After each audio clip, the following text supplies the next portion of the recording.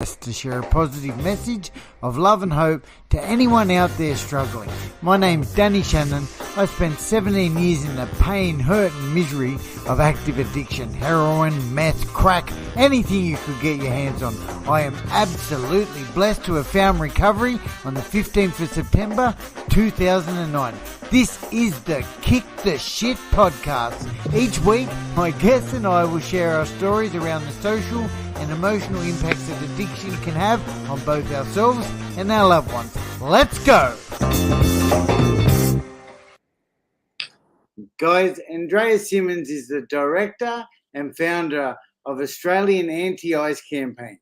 Andrea Simmons has owned and operated several successful businesses throughout her life and achieved her milestone by becoming a millionaire by the age of 21.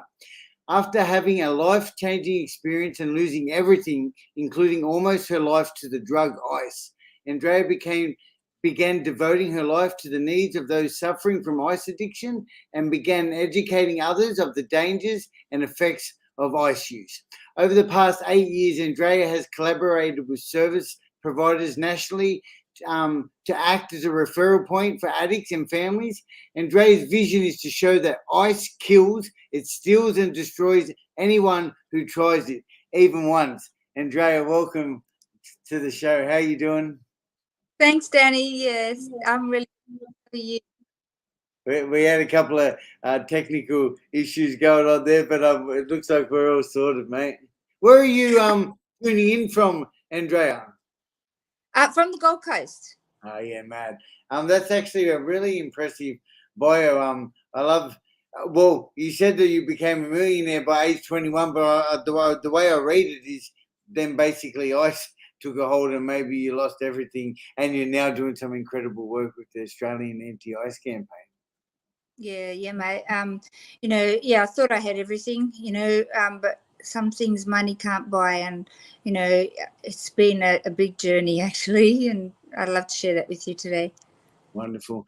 All right, Andrea, let's get into it. If you don't mind, the way I normally kick off the show is we just try and understand a little bit about what it was like growing up for you. Was there a mum and dad? Was there drugs in the house? Can we take it back there? Yeah, absolutely. Both my parents up until at the age of 13.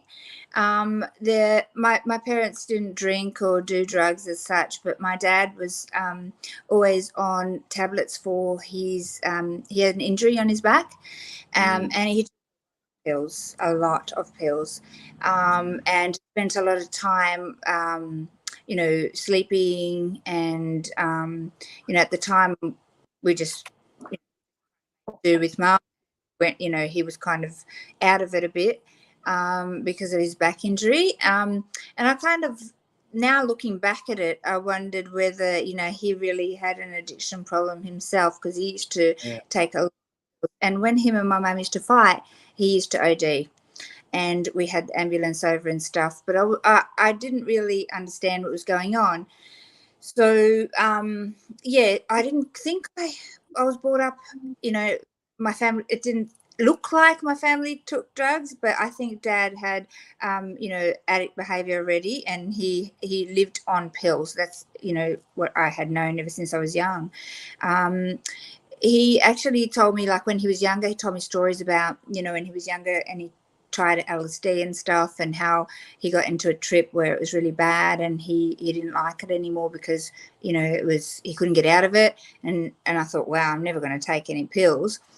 But, at the age of 13 or so, I tried my first joint, I guess, and straight away, like, I really liked it.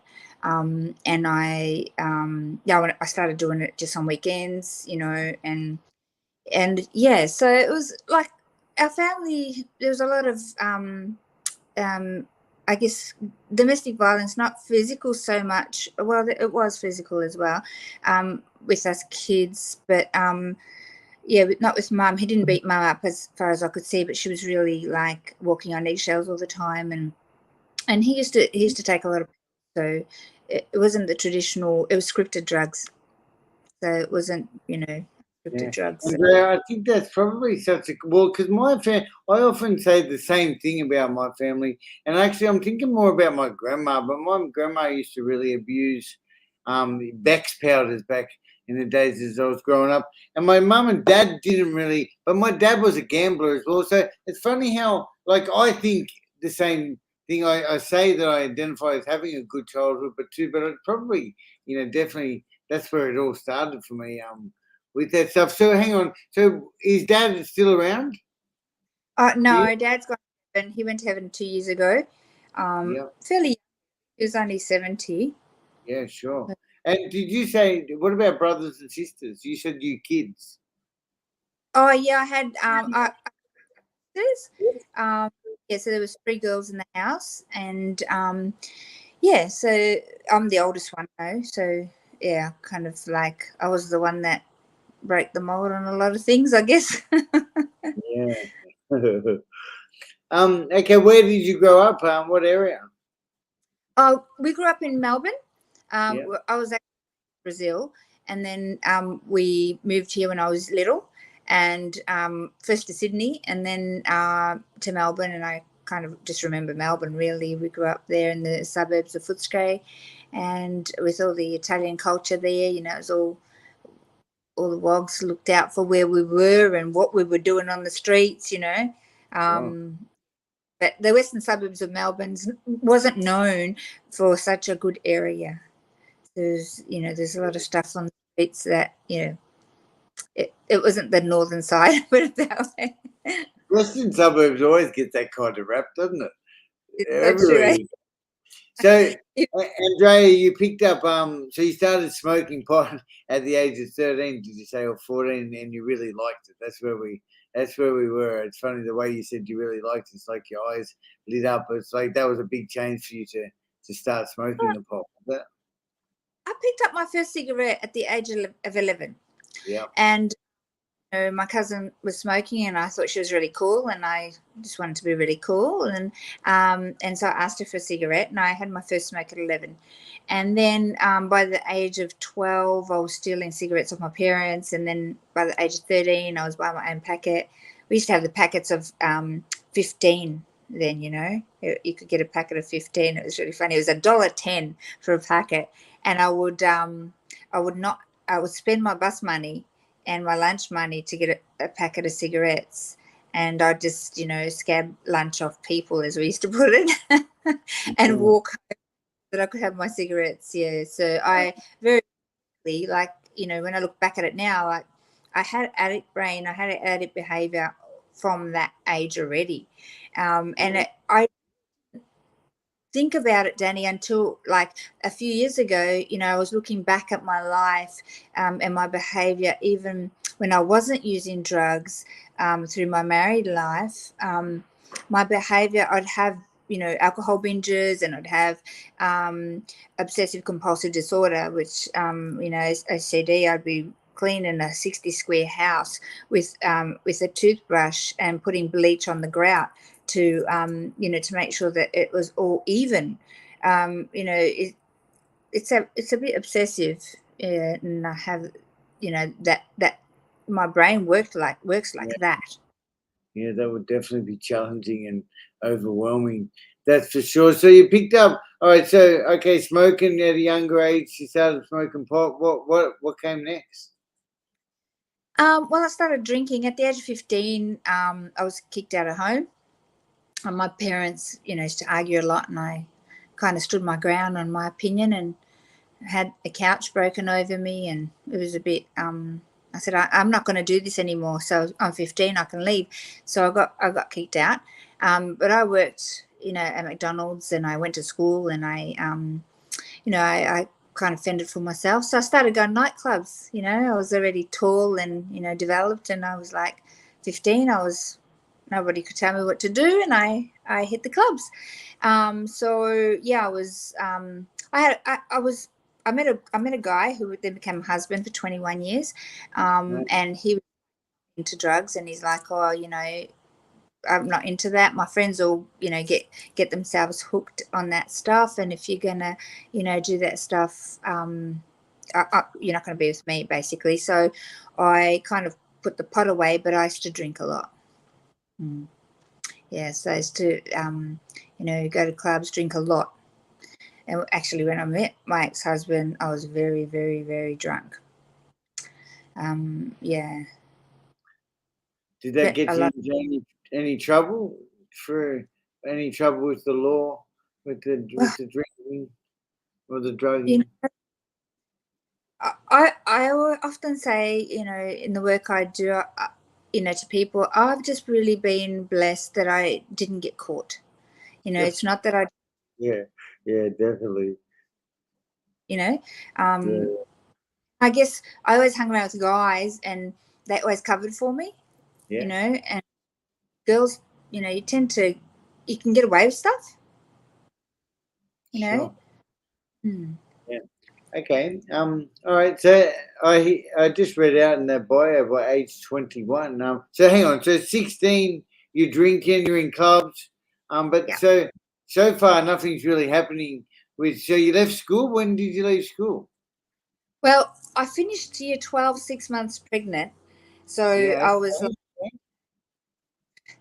at my time in high school, that was like, wow, everybody was like, oh my goodness, she's the black sheep, and everybody was like, Sure. at me in school, and I'm like, well, take a picture, it lasts longer. I was really angry because it's like, Yeah, sure. none of their business what my life's like, but I was a bit rebellious. I remember my music teacher used to say to me, Andrea, if you dedicated yourself to what you do, because I have talent, and if you dedicated yourself, you'd be amazing, but you just don't focus, and I was just like worried about having a good time and wagging down the river and drinking and just getting into trouble. Okay, so by the age of 21, you sounded like you were doing some good things, becoming quite successful. Where did that transition happen from the pregnant? How old were you at school pregnant? How old was that? 16 then? I was 17 because I'm a June baby. Yeah, I was 18, I had my first baby. So yeah. I did 12 exams with morning sickness, and I was 6 months pregnant. But I was determined. Thought if I finish, then at least if I want to do something later in life, because I was enrolled into the Victorian College of the Arts. I had plans to, finish college and go to England. I wanted to do musical theatre in London, and just maybe if I wanted to experience what it was going to be like to have a child, I was going to do that at the age of 31. I had my whole life planned out, and it was just it didn't happen like that at all. So what happened was, like, I met my ex-husband, and we started dating. I got pregnant, and then we got married at the age of 19. I was married. So yeah, my dad always said to me, if you make your bed, you got to lie in it. So you got always consequences. You got to pay the price for them if you're going to take an action. And so I thought, well, I got myself into trouble. I was 3 months pregnant when I found out, and so I'm like, okay, I got this child, and I've put myself in this position, so I've got to look after it. So I dedicated my life to family, and I had 2 children by the age of 21.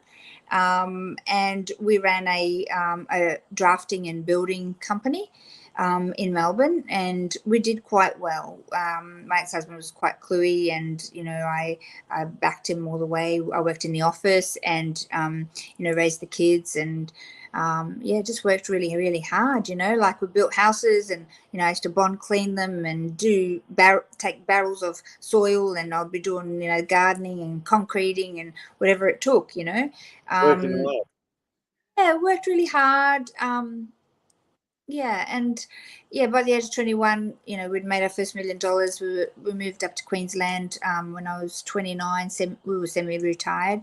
And he was clever with the money, and we were really wise with everything we did. We came up here semi-retired for 3 years, and then opened a few businesses. Had a beauty salon. And in between that, raise the children, and I basically put my life, my theatre life, my music life. I used to do a few bits and pieces here and there while the kids were young, but I felt responsible to bring up the children I brought into this world. So I kind of dedicated my life to that, and just did small gigs here and there, little bits and pieces until they grew up a little bit more. And then started to kind of pursue that a little bit more, when they were in their teens.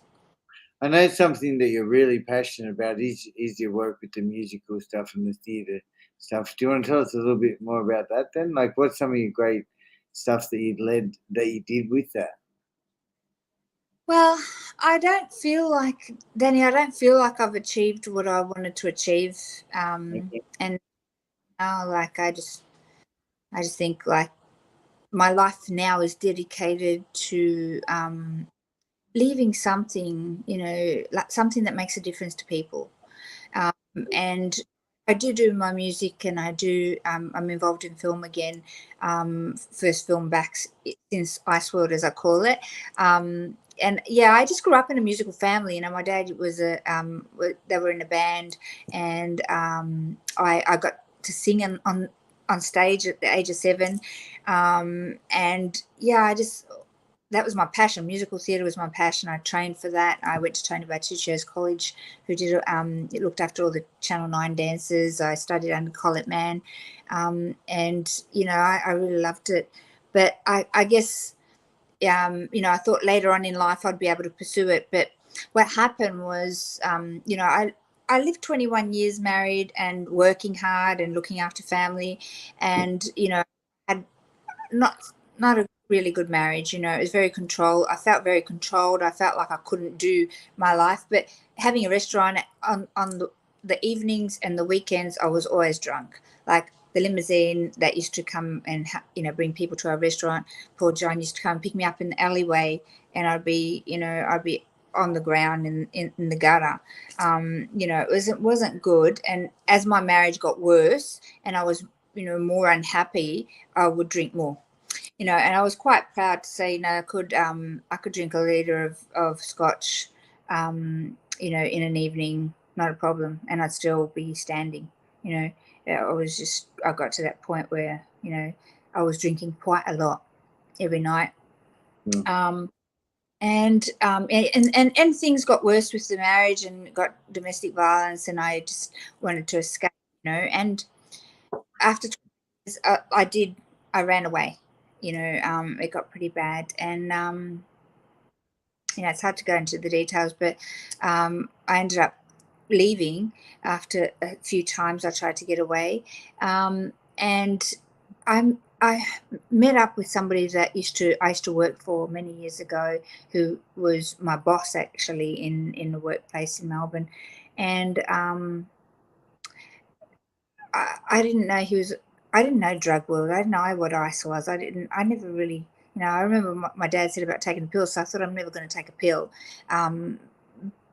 But I already had, addiction issues, and I didn't recognize them, and I didn't, think it was because alcohol is acceptable, in society, and I really didn't think I was an addict. I didn't think that, I had a problem. This is what everybody does. They drink on the weekend, but except I didn't know when to stop. I just kept going.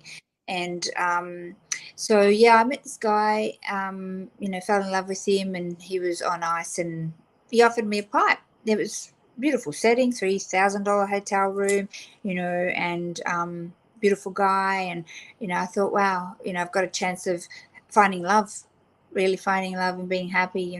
My kids were grown. I'd separated. And I thought, Danny, I just thought, it's only a smoke. It's not like I already smoke cigarettes, right? It's only a puff of a smoke. It's not like a pill that I can't control the effects of, or a needle in my arm that I can't control it. I'll try it. Everyone tries something, right? And this was my thought process. And I thought, worst case scenario, I have a bad trip. Well, at least I'm looking after young kids or whatever. I can see how I feel, So the problem was I really liked it. and I liked it way too much, and I was like yearning to do it again. Because what happens, the dopamine just floods in your brain, and I just gone through, years of turmoil and domestic violence, happiness. So I just wanted to feel loved and be happy, and forget the hurt that was going on. So yeah, very, very quickly I became, I wanted to use it all the time. I just wanted to use it all the time. Within weeks I was using, every weekend. I moved to Melbourne really, really quickly, to be with this guy because he was in Melbourne, and I left my kids behind. Yeah, I was living with my mum at the time, and my daughter was going to uni. I just disappeared. I just took off, left my car in the garage, and led this life that I didn't know existed. And it ended up, all I was doing was ice. All I was doing every day, day in, day out, was chasing the next hit. What was I going to sell? What was I going to do? To have the next hit, because coming down got pretty horrific. So you mentioned you'd lost everything as well. So by that time, I don't know, like we talked about you having the house and obviously the marriage is over. So you got to a point where you'd lost everything? Absolutely. Well, what happened was I took the houses and my ex took the business. I just maxed out, the loans. I didn't handle things right because I had no frontal lobe. I had no rational, logical. I couldn't understand. I was so off my head all the time. I couldn't understand anything. I had a unit in Broadbeach. I had a house at Coorong Cove. I had my own house, which was, $1 million house, and I don't know where it went, to be honest. I really don't know. So you lost it all? Yeah, absolutely. Something you were just saying then, you mentioned here that I love this. Well, I shouldn't say I love this, but the ice kills, it steals, and it destroys anyone who tries it even once, and especially that bit, even once. And when I read that previous to coming on here, I thought, yeah, I see what you mean, but what you were just talking about is basically like that first time you tried it, you found something like that just gave you so much, and it's such a scary thing because it's that exact moment that you first tried it that you loved it so much that I guess so many kids, young people, whoever it is, gets hooked on. Yeah, it certainly is. You don't get that after a while. You don't get that all the time. No.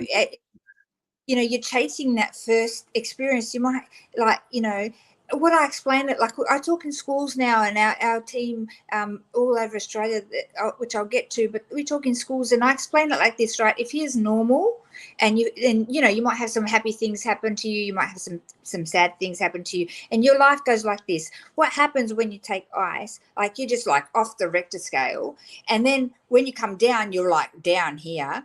But every time you take it again, you're not as high, but you're down, down, lower. And then you take it again and you're not as high, but you're down, down, down, lower, and you can't get out of that. So you take it again because you don't like being in there. And then you take it again, but you're not high anymore. And then you're just taking it, right? Because to stabilize. And what happened? I went to my dealer and I'm like, what are you giving me? You're giving us rubbish. Like, and you would try a yellow one that was, laced in something. I don't even know. I wasn't even like, coherent, thinking straight, but it'd give us different stuff. And then I ended up, doing some G as well, which is, I think they call it fantasy here in Queensland, but, which is G's horse tranquilizer. Like, I didn't even question, what am I taking? Like, what is this going to actually do to me? Yeah. So, yeah, this will lamp it up a bit. And, how much do you weigh? I was like, 50 kilos. Oh, I was weighing 40 kilos. Like, you don't, I thought I looked great, but my mum didn't recognize me at the airport when she saw me because a size 6 was falling off me. And I remember walking up to her and saying, Mum, she goes, who are you? And I said, Mum, it's me. And she just walked back with tears down her face because, I mean, this is her baby. I look like a walking skeleton. I was very, you know. But yeah, it just took control like so quick of my brain, my life. Like it just sucked everything that I had ever, been. I was in my acting career. I was at a point where I was, doing. I'd end up on set a lot with Margot Robbie. Her acting teacher was my coach as well, and we were like in a ending up on set at the same time. We did the billboards in Southport modelling, and I went to Melbourne. It was like a sliding door. I made a choice, and I went to Melbourne, and she went to LA, and I became a drug addict and lost everything, and ended up living on the street. Losing my where I lived, and picking up cigarette butts on the floor.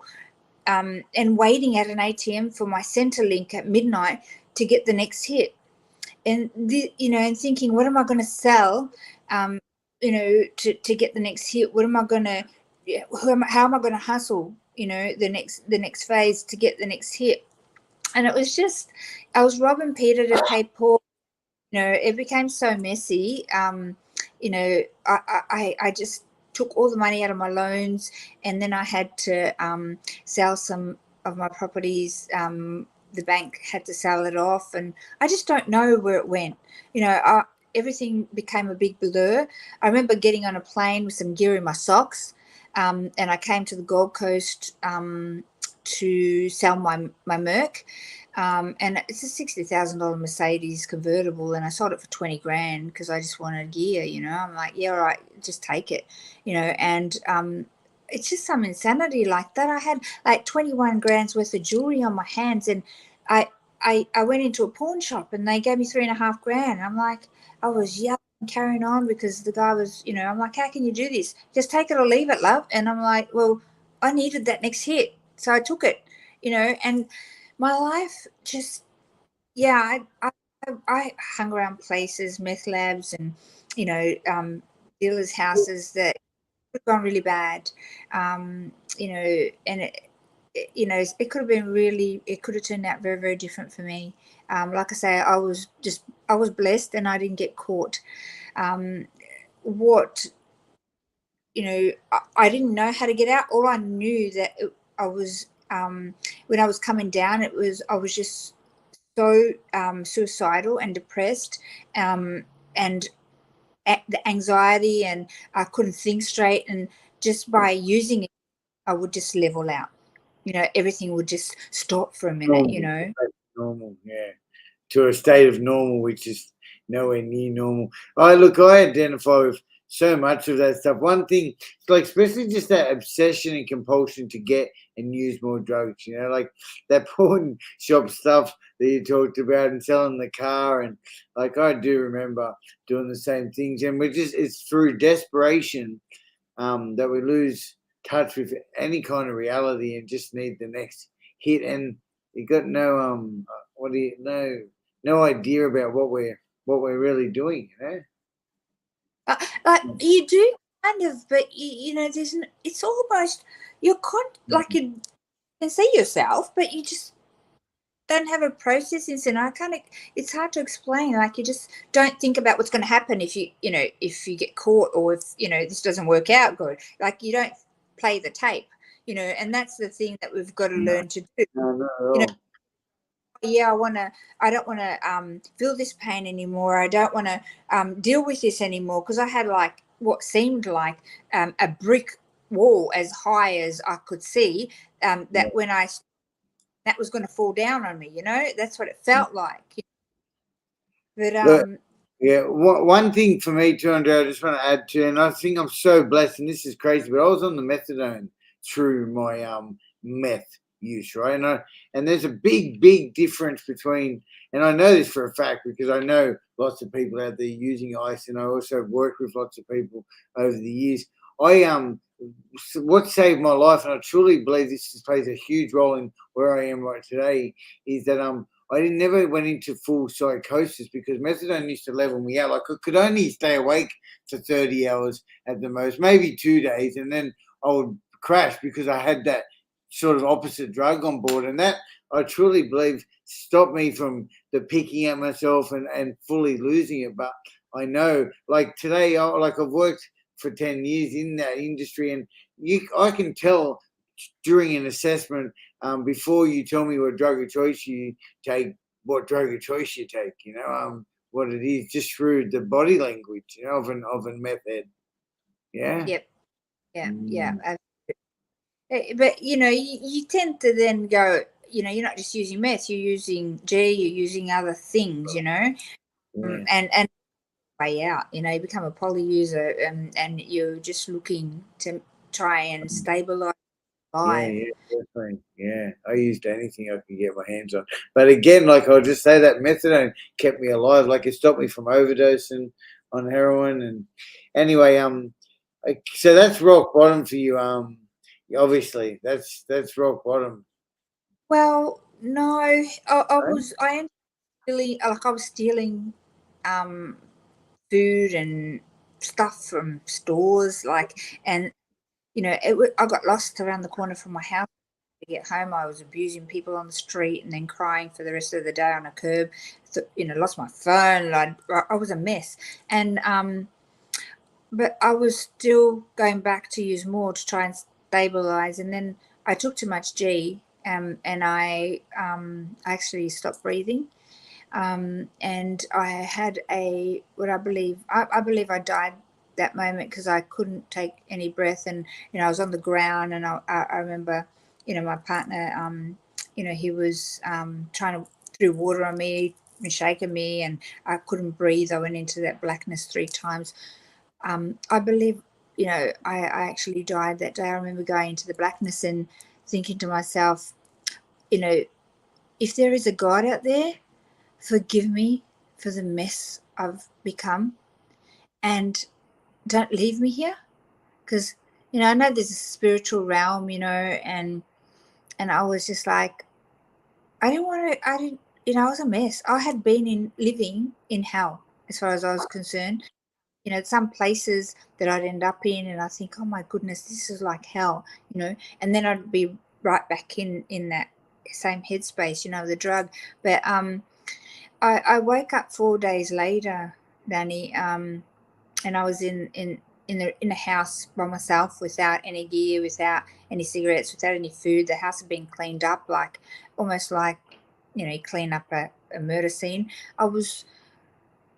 I had the windows all blocked out, because I could see cameras in trees outside, and I was, I was scared, I was scared outside, the paranoia, like I could see people, with cameras, and people behind trees, and people chasing me, I was, yeah, living this, living, if you call it living, I was existing in fear and anxiety all the time. But when I woke up, everything, like it seemed like the place was cleaned up, and there was light in the house, and I was like, oh, I put on my runners, and I had no cigarettes. I couldn't get in touch with the boyfriend, and I just started running outside, for the, it was a really strange sensation. And I ended up, across where I lived, there was like this oval, and I ended up at the bottom.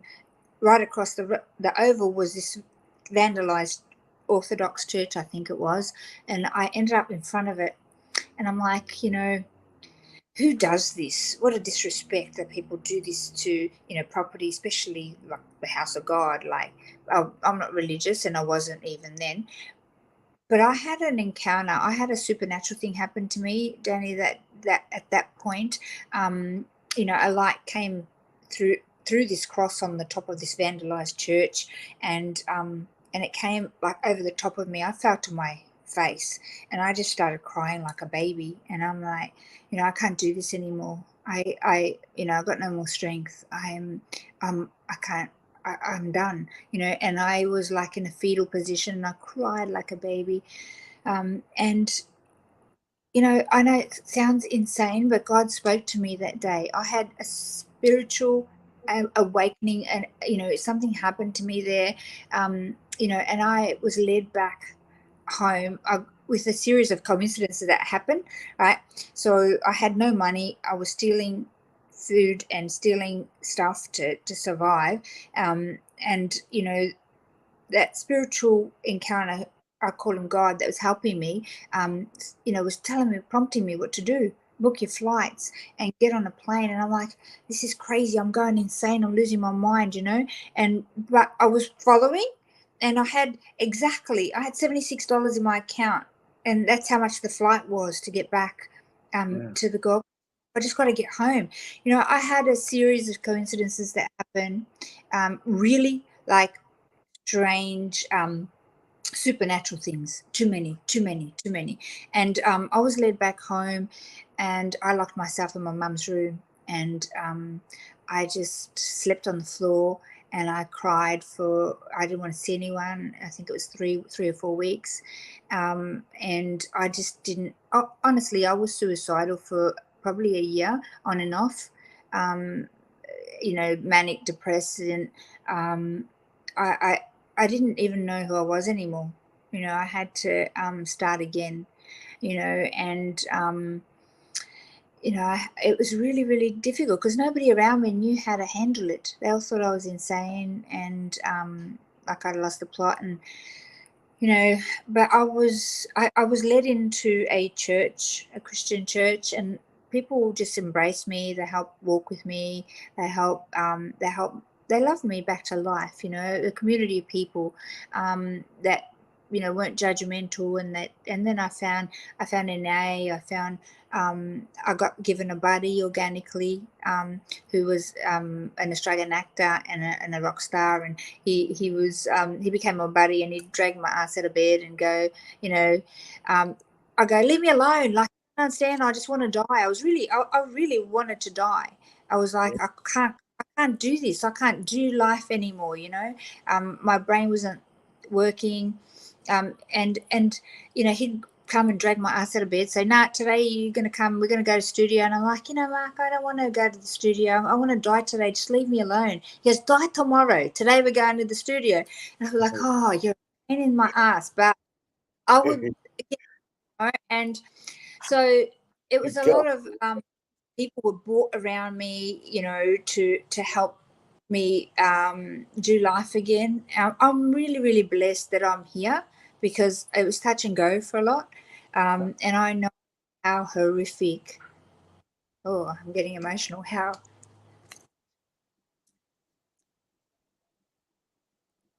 trying to get off, how hard it is, and how, painful it is when you're in such depression and you have nothing and you don't know how to start again.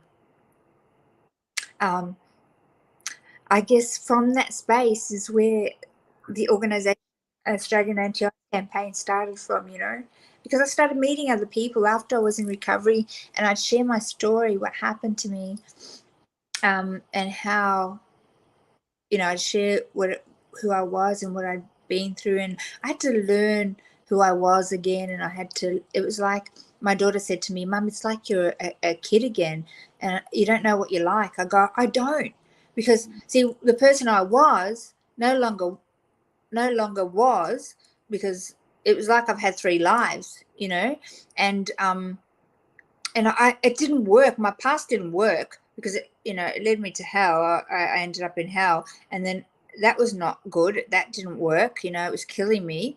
And now, how am I going to be? So I had to really reinvent myself. This is why I love what you do, in Encapsulated, because I just think it's so beautiful. You got to plant a vision, and you have to, put it before you, and you do the work today, and one day you wake up and you're there, and so I learnt those things through the people around me, through scriptures, through them telling me, what God's word says, and like, it's just basic everyday, principles to apply, like gravity. if you jump off a building, you're going to die. Like, it's gravity. So if you learn spiritual principalities, you know, you can rebuild yourself. You know, we're spirit, soul, and body. We can't just treat addiction, just stop using. That's not going to work. You know, we're our souls, our mind, and our emotions. You know, and we have to work it out. We have to work through the trauma. We have to work through counselling. We have to work out who we are and who we want to be. We have to set a vision before us, and you know, and step forward in that way to build what we want in our life. So you know, our body, we can stop using, we can replenish it, we can get fit, we can get, you know, look after ourselves. Our soul is, you know, we can do that with a counselor, somebody that is trained to actually help you work that out, you know. But our spirit, only God can look after that, you know. So I'm a big believer in a holistic approach to recovery, and our team, you know, after about 1.5 years of recovery, I was like, okay, well, I just made it through, you know. I just made it through. I'm lucky to be alive. You know, how can I serve? How can I give back to humanity? Like, there's so many people in that place that I was in, that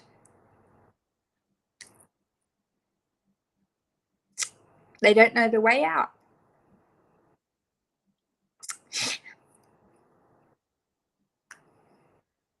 So, you know, my heart is just to hold their hand and plug them in to things, you know, to counselors, and, you know, to group therapy, and, you know, to rehab courses, and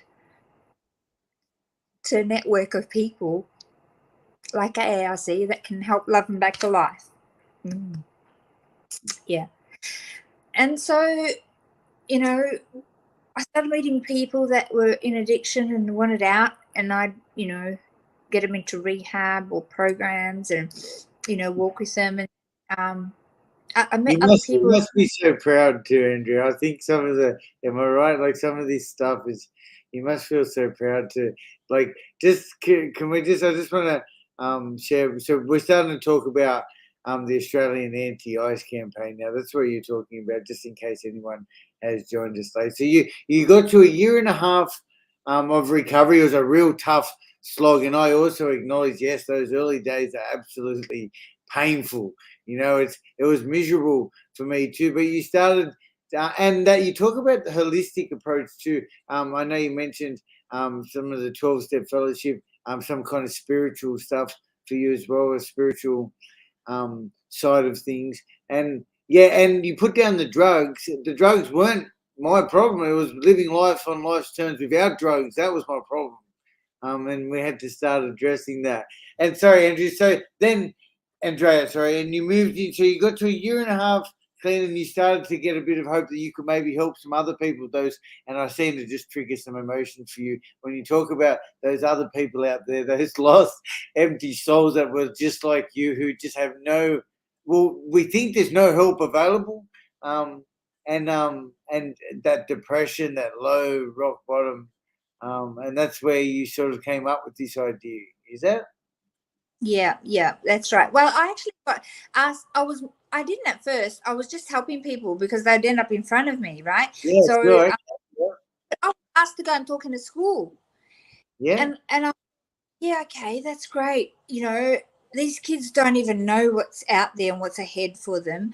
Oh my goodness, if they just knew where I've been and how hard it was, and how I've seen people lose their life, you know, and if I could just warn them before they actually pick up, I could save them a lot of heartache, and maybe even they wouldn't lose their life. You know, some people lose their life. You know, I've lost a lot of friends in that. So I spoke in front of 180 kids at first, right, in high school, and I went, and these kids were like, you know, you spoke truth. You told us what it's like. You know, we don't hear that, and they were hugging me, and like, you know, some of the kids were crying, you know, about my story, and you know, I was like, wow, that was really impactful. And then I got called to go into other schools, and I met people that were in wanting to get recovery. They were like, I want to do what you do when I, you know, get clean time. I'm like, okay, you can do that. And then we became 2, and then we became 3, and this organization was birthed. Yeah. Wow. It's so cool. Is that, we today I train people like myself, who've come out of addiction, and they're 12 months or more clean. We give them some training, and we get them to do the same thing. So go out and educate in schools, prisons, detention centers, in workplaces now, and also they double up as buddies. You see, so they're there for somebody when that somebody wants to get out of hell and they don't know how. We plug them in with resources, and we walk with them until they get on their feet. Sometimes they've got to go to rehab, detox, whatever works. Each person's different. So It's one of the great, between you and I, this friendship and this collaboration that we have. Like, I've so many people, and I know this is for you too, but people get some clean time up and they want to help, and they ask me all the time, and I just love that, guys. Now this is who you need to come and see. Come and see. Andrea has a system in place where you can become a trained up buddy to help other people along this journey. Can we talk a bit more about that, Andrea? You just mentioned the buddy. Yeah. What's the buddy? Yeah, so the buddy is somebody that, like, we train you up to support somebody in early recovery. So a lot of our buddies end up doing mental health or community services or AOD counselling. Some of them go and become counsellors, but it's somebody that's been through addiction. Yeah, they've been through it. They've come out the other side. They're 12 months or more clean, and we give them the training, the dual diagnosis, the AOD counselling training, and then they can walk with people that are, want help. We get, how many people we get on a daily basis call our office saying, I'm in hell. I don't want it anymore. I want my life back. I want my kids back. I want my family back. I've lost everything. I don't know who I am. And I'm not talking one. I think it was last week, fortnight, we put 9, just on the Gold Coast, we put 9 people into recovery programs in 2-week period. And I'm like, wow, I'm starting to get some stats, but all over Australia. We've got teams in Coffs Harbour, in Sydney, in Adelaide, in Melbourne, in Townsville, in WA. And so it doesn't matter where you are, like, it's about duplicating what we do and just go out there and give somebody else a hand, because so many people are hurting and, going into hell, as I call it, a nice world, and we can make a difference. We are actually like I love it when people come on board with us and they get their 12 months and they get trained. They go, I fit in here. I am, I'm needed in this world. My experience doesn't put me in the gutter like most places, like, you've been to prison, you've been an addict. No, we need you. We need you, because we're the ones that are going to make a difference. We're the ones that know the way out. We're the ones that can hold somebody else's hand. And, it's not a big job, it's just you got to act from the heart, and it's picking up the phone, checking in on people, going and having a cup of coffee, and maybe showing them where NA is, giving them, making sure they get a counsellor and they start their walk. Yeah. I love how passionate you are about this, Andrea. It's like I see this whole other side of you. We talked about the first half, the carnage and some of the lows, but then you just light up talking about the work that you're doing today. I think that's so cool, like that's why you're so effective. And I love to learn so much more about what's some of your greatest achievements along this journey of putting together. What is Australian Anti-Ice campaign exactly? Like, what is it? Is it a charity? Can you talk us a little bit through that? Talk us to us. Well, it started off, I registered it as a company because I didn't know, what I was just kind of like, okay, let's start this as a business then. So I registered it as a company, but we turned it into a charity. It's a DGR non-for-profit charity, correct? And basically we do education, predominantly targeted at youth, right? But we work in detention centres on a fortnightly basis. We work in prisons, but we go to, and now we're just starting an area, hoping to get into the workplaces, in workplace health and safety, because they need our education. They need to know what it's really like, yeah? So we give an evidence-based practice presentation and we tell our stories. But we do education and we do peer support. So advocacy and peer support. So advocacy means like when we've got all the tools, all the resources we can plug people into, yeah. But because, you know, Danny, you know, if you want to build a house, you go and ask the best builder you know how they did it, you know, Yeah. and something unspoken from addict to addict that, you know, the services can't provide. You know, they're great in themselves, but I remember seeing my first counsellor, and so one of my friends got me onto a counsellor, and I'm sitting there and she's telling me how I shouldn't feel, and I said, have you got any idea what I'm going through? Like really, Yeah. like really? She says, well, I haven't been through it, but I've studied it. You know what I did? I got up and I said some really nasty words at that point, and I told her go. She had no idea what I was going through. And I got up and walked out. And I felt so alone. I felt like nobody understood me. And see, this is the difference with what we do. In Australian Anti-ICE campaign, our counsellors, all our buddy support people, they have all been through it. They know, they actually know. And it's lived experience in action. Yeah. We do a lot of little things too. We do events. We've a transition house we've had for women. We do on the streets homeless feeds. So we do a lot of other things, but predominantly we're about education and peer support. That's the core of what we do. I'm so impressed. I love it. I've got so much to learn from you, and I love how you started off sharing your stories in schools as well, because that gives me so much hope. I mean, I'm quite established in some areas, but in this area, I love hearing the power of you started there at that one school, and then you got invited into other schools. It gives me so much hope that I can do more of that work. And to anyone else out there listening to, like, you just found your passion and you began sharing it with the world. And every single one of us has a passion. So that was some of the best advice I ever got given was, Danny, find your passion and share it with the world. And I see the way you light up sharing your passion, which is why you're becoming so successful with it. But you know, I didn't have the money. I didn't have. Yeah. I didn't have what people would say, you know, the capacity to start a national organisation. I mean, we've even affected New Zealand and UK at this point. I've spoken in Africa, right? So, but I didn't have the capacity at that time, financially or anything, or even the knowledge on how to, you know, start a DGR charity. Sure. Like, how do you? Yeah. I knew small business, right?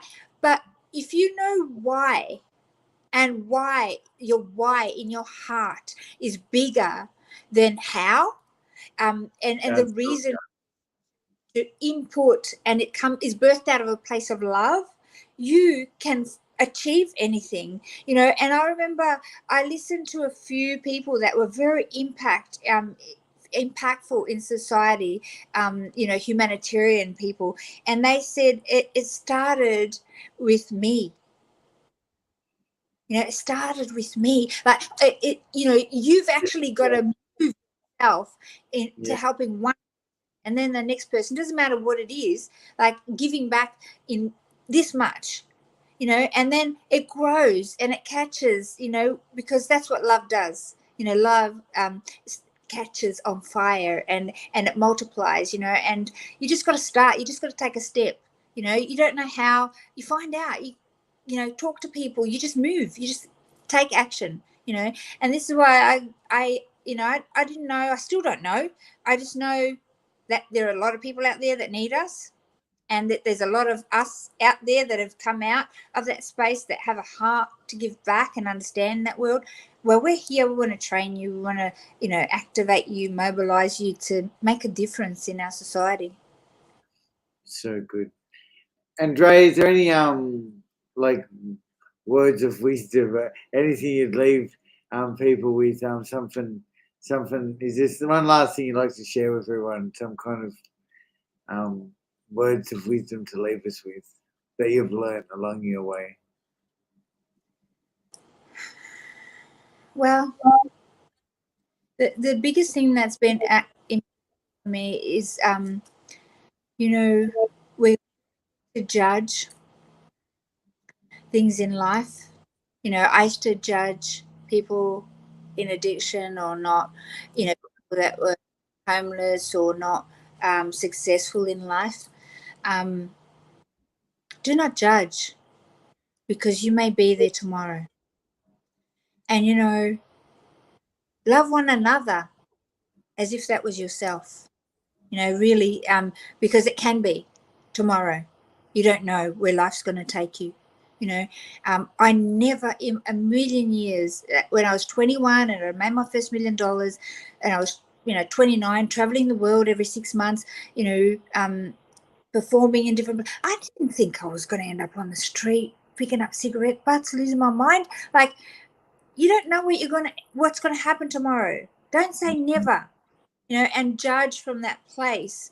Actually treat the people that are in trouble or in a bad place, treat them as if you would like to be treated. And, use your life for something, to leave something real, just what you've acquired, but leave something for humanity. Step out of your comfort zone and do it, because that's what we're here for. We're here to grow and help and love each other, and realize that we could be that person tomorrow. And I was, so yeah, don't judge, and judge from a place of love.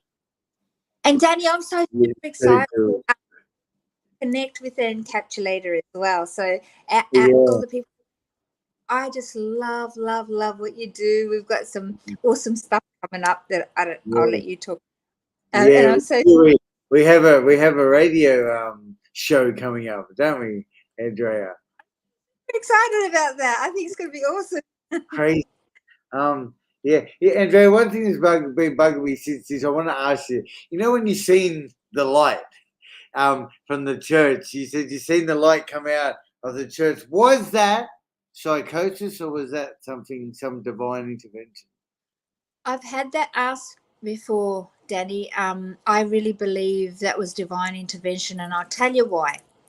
Because it continued. A voice continued to talk to me after that, every day, and I honestly did. I thought, I'm going insane. I was pinned to the ground. I was actually pinned to the ground in this light, right? I thought I was going crazy, and I even got, like, I went to the doctors and I put myself in a brain scan. They put me in the they put dye in me to have a look, and my eyes, everything tested, right, with dye, you put it in. The problem was, Danny, that this voice kept talking to me and kept guiding me, and it was guiding me to help people. You see, it would give me revelation about what was going on with people, and I live serving the God that helped me, and so I believe that it was a divine intervention. I'm not religious by any means, but I have a connection in the spiritual realm to our Creator, and it's just, He's all love, He's all love, and it's about love. It's about loving each other, really loving each other, not just saying love. A lot of people say, "Oh, I love you." Love is unconditional. Love is, if that was you, love is so much more than just words. It's actually an action. Many places can become verbal in their, or doctrinal in their what they do, but love is action, and so God is love. You are so awesome, Andrea. Honestly, I love it. I love it. It's such a good conversation. Thank you, everyone, for tuning in. And Andrea, we'll just stick around for a couple of minutes. If anyone had any questions, I can now put your questions up on screen. And everyone who joined us for the Kick the Shit podcast, we appreciate you coming back. But I just thought I'd go through this list here. Andrea, you probably can't see because I know you're on your mobile phone. I'll read out some. But if anyone over the next few minutes has got any questions for Andrea, please feel free to drop your questions here. A few people saying hello. I just want to say, hey, Mel and Tracy and Gail and Janie. Sarah thought, there's a question coming. Hang on, what's this one? Addiction is just so powerful. It takes literally one time and your life is over. You are both incredible people and living proof that people do recover and come back. Thank you, Sarah. We're glad you made it. So that was in relation to that, just that one. She commented that one, just one time using ice can ruin your life. It did for you, didn't it? Well, that's what our slogan is. Not even once. It's not don't do it. Not even once. It's like not even once. You don't want to go there. Not even That's your once. slogan, not even one to love it. What a great slogan too. Queensland schools, Central Queensland made this little slogan. I'll teach it to you, right? It goes N for not, even with an E, once. Yeah, Not, gold. they all started doing it. I'm like, sweet. Even, yeah, no, you're not even once. Wow. Yeah, well, that's gold. And you get the Lee. Hey, Lee. I believe at the time I needed to be on methadone. I actually believe it saved my life in some ways, but now thank God I'm not on anything. Yeah, the Lee. Good on you, Lee. And I know exactly what you mean, Lee. Methadone saved my life as well. Let's just get this one from Sarah. As I say to everyone and anyone going into on MAT, which is medicated assisted treatment, such as methadone or Suboxone, is better than the drugs on the streets. There's no wrong way to get clean. Absolutely, Sarah. I actually had a message from someone today who said he just went to a fellowship meeting yesterday and he identified as having some clean time, and apparently someone turned around and told him you can't identify as having clean time, which makes me kind of laugh because who is anyone to say that? But That's right.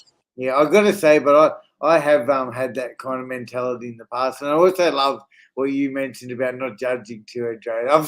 I've finally learned to stop judging. When you stop judging yourself, you can then stop judging others. Yeah, it's a little bit like that. So many comments. You must be so proud. That was to you, Andrea. Yes, you must be so proud of how far you've come, hun.